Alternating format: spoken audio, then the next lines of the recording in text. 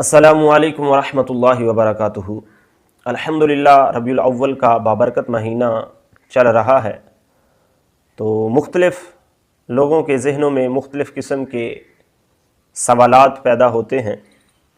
ان میں سے ایک سوال یہ ہے کہ 12 ربیع الاول کو نماز کون سی پڑھنی چاہیے اور کب پڑھنی چاہیے، کس طرح پڑھنی چاہیے، اس کی رکعتیں کتنی ہیں، کیا کوئی خاص نماز ہے 12 ربیع الاول کی یا نہیں۔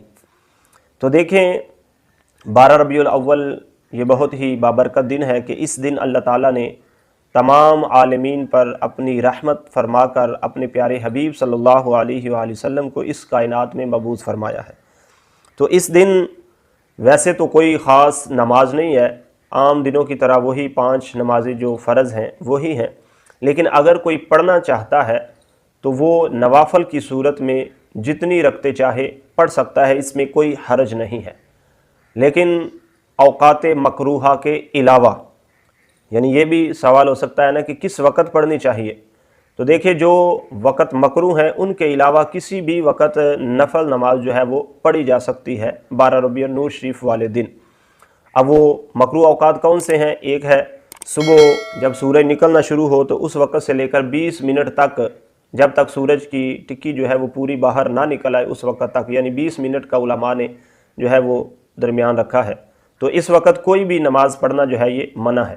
دوسرا وقت جو ہے جب عین دوپہر کے وقت سورج بالکل سر کے اوپر ہو تو اس وقت بھی مکروہ وقت ہوتا ہے، اس وقت بھی کوئی نماز جو ہے وہ نہیں پڑھنی چاہیے۔ اسی طرح تیسرا وقت غروب آفتاب ہے، یعنی جب سورج غروب ہو رہا ہو اور مغرب کا وقت بالکل قریب ہو، مغرب کا سورج غروب ہونے کے ٹائم سے لے کر 20 منٹ پہلے تک یہ جو درمیان کا فاصلہ ہے یہ سارا وقت مکروہ ہے، اس وقت بھی کوئی نماز نہیں پڑھ سکتے۔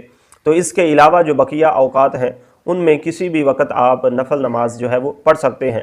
ہاں، ایک اور وقت ہے کہ جب صبح صادق شروع ہو جائے، فجر کا وقت شروع ہو جائے، تو اس وقت سے لے کر سورج نکلنے تک بھی فجر کے علاوہ کوئی نفل نماز جو ہے وہ نہیں پڑھی جا سکتی۔ تو ان اوقات کے علاوہ کسی بھی وقت آپ نفل نماز جو ہے وہ پڑھ سکتے ہیں۔ اور اس کی رکعتیں کتنی ہیں؟ رکعتیں بھی جتنی آپ آسانی سے 2 چاہیں 4 6 8 10 جتنی آسانی سے پڑھنا چاہیں آپ پڑھ سکتے ہیں، اس میں کوئی حرج نہیں ہے۔ تو پڑھنے کا طریقہ یہ ہے کہ جب نماز شروع کریں تو اللہ اکبر کہہ کر ہاتھ باندھیں، اور پہلے ثنا، پھر تعوذ، پھر تسمیہ، اس کے بعد سورۃ فاتحہ، آگے کوئی سورت ملائیں، پھر رکوع اور سجود کر کے پہلی رکعت مکمل کریں۔ اسی طرح پھر دوسری رکعت کے لیے کھڑے ہوں تو پہلی رکعت بسم اللہ سے شروع کریں، اس کے بعد سورۃ فاتحہ، پھر آگے کوئی سورت ملائیں، اور اس طرح رکوع، سجود اور اتحیات، آگے درود شریف اور آگے دعا پڑھ کر سلام پھیر دیں۔ تو اس طرح جتنی رکعتیں آپ چاہیں پڑھ سکتے ہیں۔ اب ان رکعتوں میں کوئی خاص صورتیں ہیں، کوئی خاص آیات ہیں کہ جو پڑھنی چاہیے، تو ایسا بھی کچھ نہیں ہے، آپ کوئی بھی صورتیں، کوئی بھی قرآنی آیات جو ہے وہ تلاوت کر سکتے ہیں۔ تو امید ہے کہ میری بات سمجھ آ گئی ہوگی۔ اللہ تعالیٰ عز و جل سے دعا ہے کہ اللہ ہمیں زیادہ سے زیادہ فرضی عبادت کے بعد اپنی نفلی عبادت کرنے کی توفیق عطا فرمائے۔ ویڈیو اچھی لگے دوستوں کے ساتھ، عزیز و اقارب کے ساتھ شیئر کریں، اور ہمارے چینل پر نئے ہیں تو بیل نوٹیفیکیشن کو آن کر کے سبسکرائب بھی کر لیں۔ اللہ تعالیٰ ہم سب کو نیک اعمال کی توفیق عطا فرمائے۔